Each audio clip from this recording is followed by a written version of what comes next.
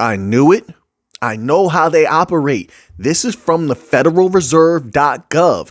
This is from their non-confidential papers. And let me say this. If they're talking like this in their non-confidential papers, can you believe what they're saying behind closed doors and in the documents you can't read? People are not going to expect what's coming in the future, but the United States always does this. Let's read this little tidbit here. The following are comments on, quote, the US dollar in the age of digital transformation, unquote. Number one, in the paper, and let me just say this. I don't know who's speaking here. They don't attach a name to number one, but maybe at the bottom, we'll find out who the heck is saying this.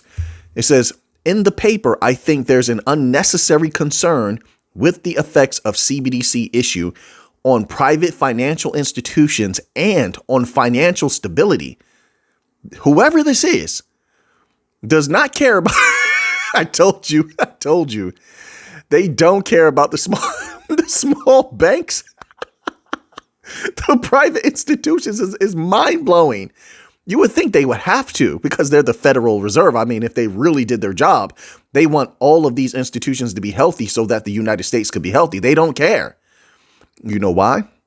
Because when those smaller institutions become unhealthy, well, they're like medium size. I say smaller than the big ones. They're going to get absorbed. They're going to get taken over by the people who are these individuals' friends. You've seen what's happening every time one of those medium sized banks has a problem. One of the giant banks comes in, swoops in, absorbs all their assets. All that hard work goes right to the big banks. Is that not incentive? But that's not what's important here. We're going to get to the good part. Just stick with me here. And then it says, and on financial stability. Well, first of all, they benefit from a lack of financial stability. I mean, it's like a drug dealer almost. I hate to use that verbiage, but it's true. It's like, do they really want you to get better? They can tell you, oh, I want you to get better, but really they need you to keep buying their product. They need you to have an ailment for them to succeed, right? There needs to be teeth to help, rotten teeth in order for the dentist to have a career. I mean, for a lack of a better word, but you get what I'm saying. They need financial instability for them to serve a purpose, or else the people are going to start side-eyeing them. They already are. Like, why do we need these authority figures? But wait, that's not the good part. All right. I'm just giving some thoughts because we're going to get deep here. They get deep in this paper. It says, and the suggestions for mitigating perceived problems in these areas are wrong-headed. They just called anybody who has a problem with the issuance of CBDC, backward minded, pretty much. That's some old school verbiage right there. It says, first, CBDC should only, here's a good part right here. First, CBDC should only be issued if the Fed somehow has an advantage in supplying digital means of payment. What? They literally just confirmed what I've been saying all along. They're working up. Listen, remember recently we went down the rabbit hole. We inspected. Were they still working? Working on CBDCs and digital payments into 2024? And yes, they were. Why did we look into that? Because a lot of their representatives are saying, oh, we don't need a CBDC. We don't need a digital dollar. The people don't want it. So why would we want to issue one if the people don't want it? And we knew that was fake. Here in their non-confidential documents, which I had to click a link on and then click another link on just to get to. I had to click the link and then you have to download, not that, you had to click a link and then download the PDF. How many people are really doing that? Regular people out there in the world, they got to go to work, take care of children, take care of mama, dad. I said mama, dad, mom and dad and all, they're worried about their small business. How many people have time to really read this? To see that all along, they were lying. They've been working on CBDCs this entire time. We uncovered that. And now we see why. They want the advantage. I told you, this is why they're keeping quiet.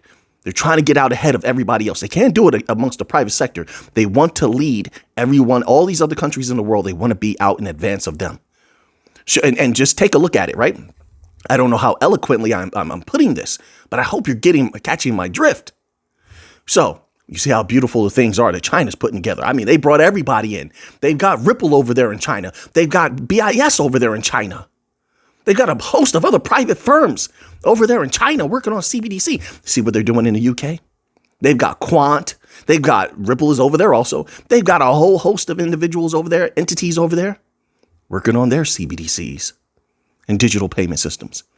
Do we have to go into the MENA region? They're fully loaded. Hedera's over there. Ripple's over there. IMF is in that region. Everybody's chipping in. But no matter what we've seen from those entities, no matter how good, all of that is that they've been building, the Fed is like this.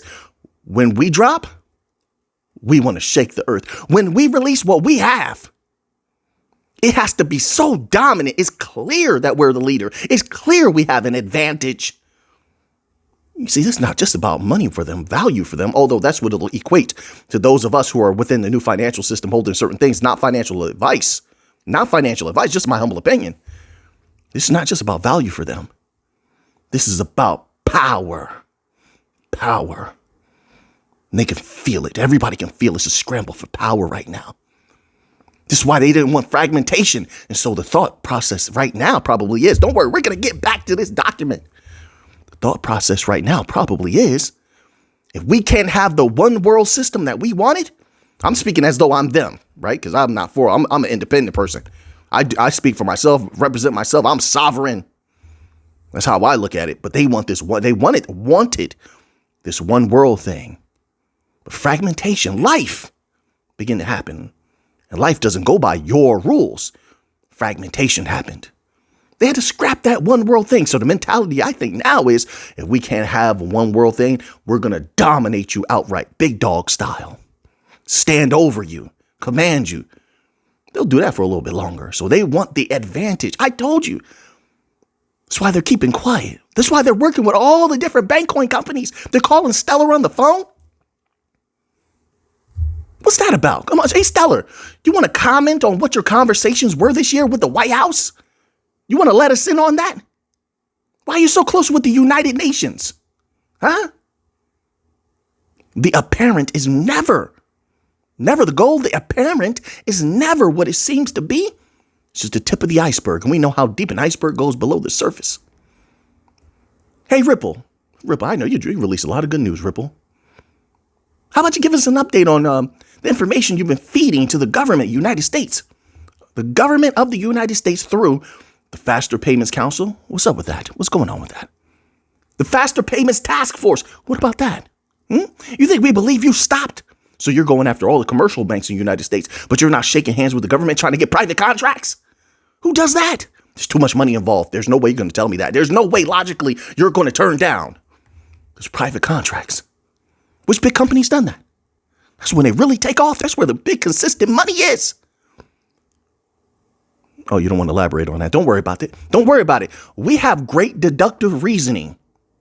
Great deductive reason. I'm pretty sure the average IQ on this channel, I'm pretty sure, is above 136, 137. I'm pretty sure. I've interacted with a lot of people out there. You'd be surprised who's on this channel. So we have great deductive reasoning. But wait, I'm getting a little excited. But did you see this? Read this document. If you haven't already, go to the federalreserve.com, CBDC, type in CBDC public comments. I went to number 9. There's 8 more of them. 8 more. We barely scratched the surface. Just wait. Okay, wait. Let's go here. First, CBDC should only be issued if the Fed somehow has an advantage in supplying digital means of payment. But if that's the case, the introduction of CBDC will necessarily draw business away from private financial institutions. So, it's not a good idea to design a CBDC in a way that makes it less attractive. Oh, go ahead and tell on yourself. And therefore, prone to failure. For example, by not paying interest on it or putting caps on CBDC holdings. Second, the flight to safety problem that exists during financial crisis has a standard solution, which is central bank crisis intervention.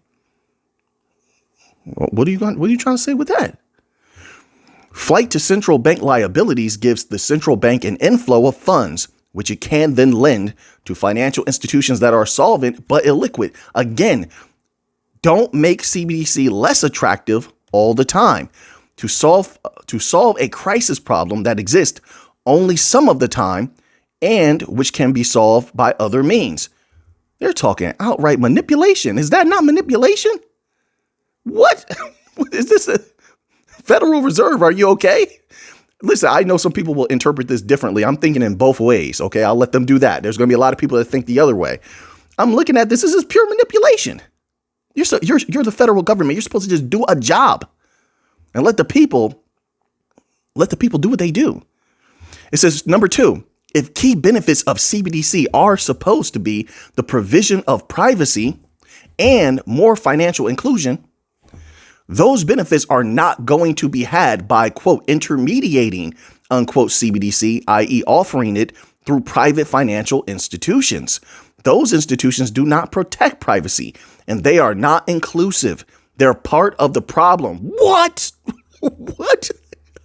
Oh my goodness, they're telling who this is why. Holy smokes. Fed, are you all right?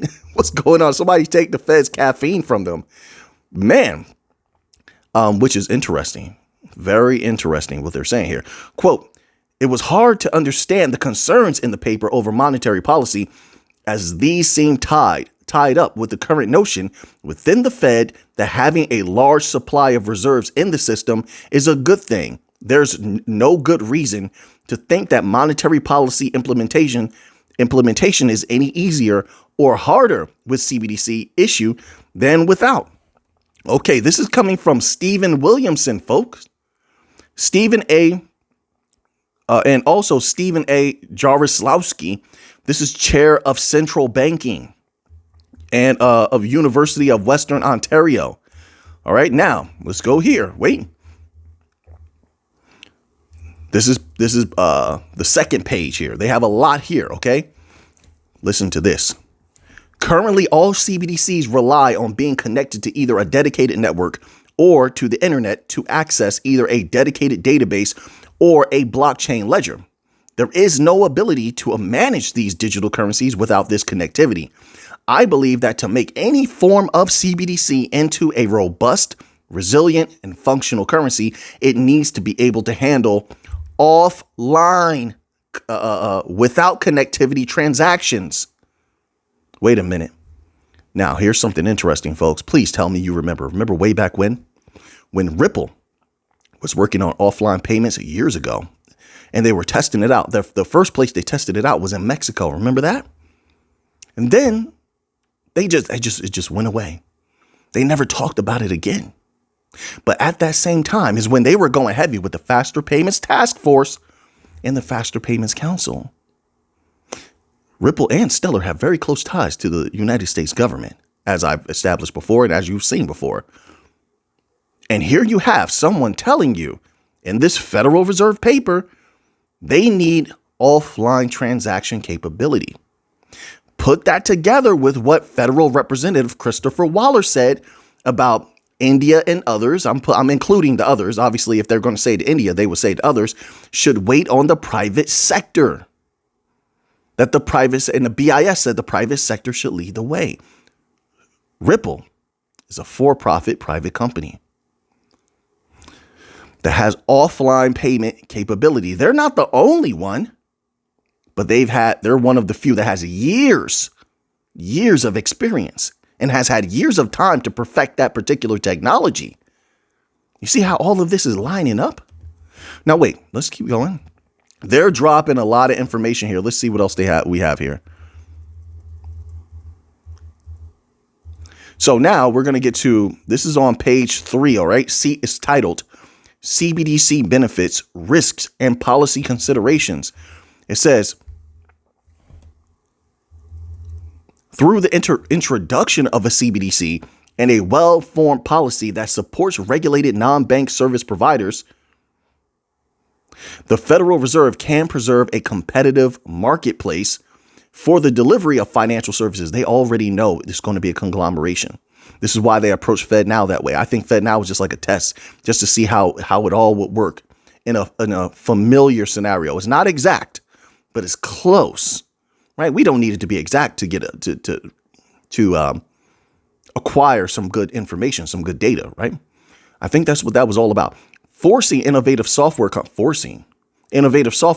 to partner. Look at how they're phrasing this. Everything is phrased a certain way here. But anyway, forcing innovative software companies to partner with a regulated depository institution is a barrier to encouraging competition. Okay. Especially when the software company might have better risk management technology. Wait a minute. Than financial institutions. They just admitted that there's possibility, and most of the time it is this way, that the private companies will have better risk mitigation technology than financial institutions. We know that to be true. BIS has said it. The IMF has said it in different ways, of course, but it has been the same message. And this also goes against whatever the individual at the top was saying, if you think about it, right? It says, by defining policies and requirements by which service providers can enable retail transactions with CBDC in the regulated non-bank financial service industry, the Federal Reserve can bring, it doesn't say it might bring, it doesn't say we're thinking about it, it doesn't say we're not going to have a CBDC, it says it can bring many innovative and cost-effective solutions to the market. It's all about control. They want their piece, they want their pound of flesh, right? What was that? What was the actual story that came from? Pound of flesh. Was it Merchant of Venice? I remember they had us read that a few times in school. They had, back then, I don't know what school is now, but I know back then they had us read a lot of literature that taught us a great deal of wisdom at the time. There were a lot of lessons to learn back then. Let's continue on here. Number 2, could some or all of the benefits of a CBDC be better achieved in a different way? Let's look into this right here. Innovative technology, the internet, cheaper and faster computing devices, mobile communications, open source software created the impetus for digital transactions that enabled faster, cheaper, and better access to financial services. However, some entrenched players continue to hold outsized market share in some segments, while frequent Consumer Financial Protection Bureau press releases highlight actions of some of these companies that cause consumer harm. See, they're going against, and I noticed this also. I know you did.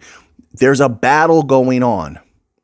Remember, we used to talk about this all the time. The old part of the legacy system that's still making a lot of money off the way things used to be, that's who's been fighting us. Then you have this other part that wants to move forward into the future. They see a lot of benefits. Of course, their benefits are not the same as what we see, but we're all seeing benefits to the new financial system, and we're pushing forward. But that doesn't negate the fact that there is still a small faction that stands in the way. And yes, they have caused a lot of harm. That's what we've all seen. We've been seeing it consistently, especially within the bigger banks. So it says here, some parts of the world are using legislation to break down walls entrenched interests have built around financial records that can aid consumers in getting better products and services from the market. So they're admitting that there is this artificial wall put up, right, by the legacy system that has been holding things back, kneecapping us. Where do you think that money's coming from that allegedly might be going into some of the pockets of regulators who continue to go against us, even though they said, hey, let's go through the courts? We went through the courts. We defeated you. And now you say the courts are wrong. Listen, youth, I'm going to borrow one of your terms. Where do they do that at? Yeah, where do they do that? You're cheating. Yeah, you're a coward. You're cheating. So they're admitting to knowing this. Listen, folks. All right. Well, we're going to leave off right there. But man, this gets deep. If that wasn't deep for you, I don't know what is. Once again, we only made it to page 4 and I skipped a lot. Right. So we'll come back to this. OK, let's squeeze in just a little bit of Bitcoin news. But man, that was a lot of information to take in. And we didn't even get to the real deep stuff yet. Don't worry. We're getting there. Make sure the next video or two, don't miss it.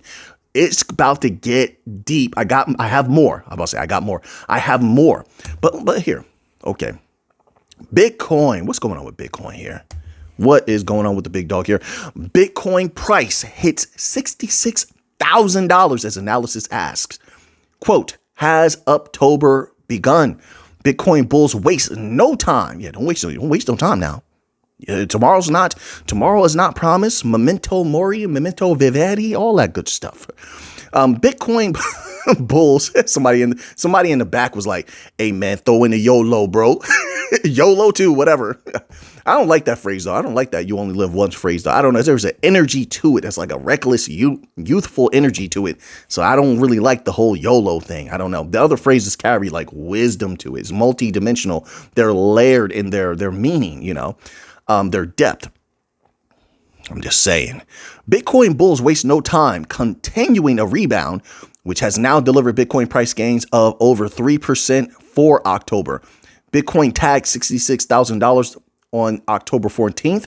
Wall Street opened as a whale buying pressure fueled already buoyant crypto markets. Data from Cointelegraph Markets Pro and TradingView showed BTC price gains nearing 5% for the day. Continuing strength that came forward the end of last week, BTC/USD approached 2-week highs as the United States furthered bidding, which began in earnest during the day's Asia trading session. My apologies, folks. I'm a little bit off today. I'm gonna tell you why. All right, so I'm gonna share some stuff about me. I don't share too much, but listen, I don't know why. I have teeth that this happens all the time. I have teeth that are coming in. Yeah, I know. I'm not any spring chicken. I don't know why. It just is the way that it is. So I have teeth growing in the back here, teeth growing on the side here in the back here. This has been happening my entire life. I just have teeth growing in. And so this one here is growing in, right? All the way in the back. And it's making my mouth like a little bit like saliva filled. You know what I mean? Then I feel like that little bit of teething, like, I don't know if you can remember when you were like young, real young, and you felt that like teething feeling. I have that also. It's just like annoying me. Oh man, it is. So anyway, I am no dentist. I don't know what that's called. The dentists know. I've seen the x-rays. I got a bunch of teeth growing in all over the place. It's been, like I said, been happening my entire adult life. I don't know why I just keep producing teeth. I don't know. But that's what's going on with me. So it's throwing me off a little bit, breaking my concentration. So now you have an interesting fact. Man, back to the Bitcoin news. All right. Got to focus a little bit, but it's true. What I told you is a fact. Analyzing exchange order book liquidity on X, trading resource material indicators show Bitcoin whales, quote, buying Bitcoin again at current levels. Quote, watching to see if brown mega whales show up with another big market order to eat through this sell wall at 65.5K, unquote, part of its accompanying commentary stated. While heading to 66,000, Bitcoin rapidly reclaimed key trend lines as support on daily time frames. I can't wait for Bitcoin to go nuclear. I just can't. I'm ready for it. It's been so long. You think some people out there, you behave as though you're the only ones that feel that way. Like, I want it now. I want it right now. No, listen, I don't know about everyone else. I just know I'm a regular person.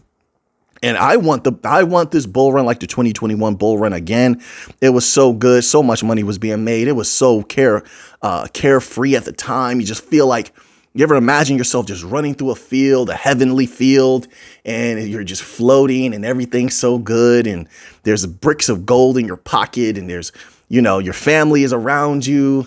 There's tons of fiat currency, even though you don't care about it, but still it's just falling out of your pocket and you don't have a care in the world.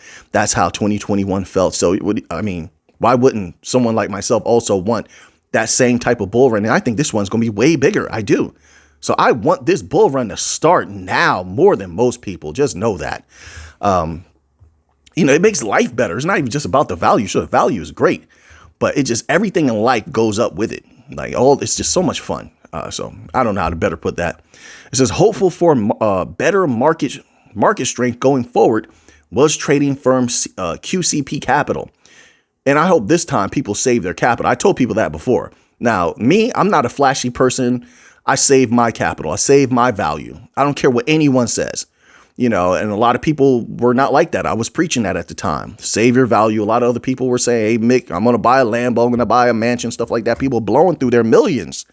What's the point? I mean, to each his own. You do what you want to do. But what's the point of making those millions? Or let's say you make 800,000, you make $1 million, you make 2 million. What's the point of having that if you're just going to blow through it in a year or 2 or 3? What's the point of it?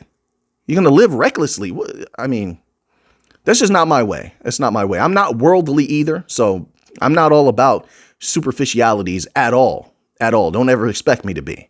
So anyway, it says here in its latest bulletin, Telegram channel subscribers QCP argued that while there could be, quote, many factors, unquote, influencing Bitcoin price action, history favored a strong finish to October and the rest of the year. And so now that you have the information, what are you going to do with it? I know what I'm going to do with it. So until next time, everybody, let's get to the money.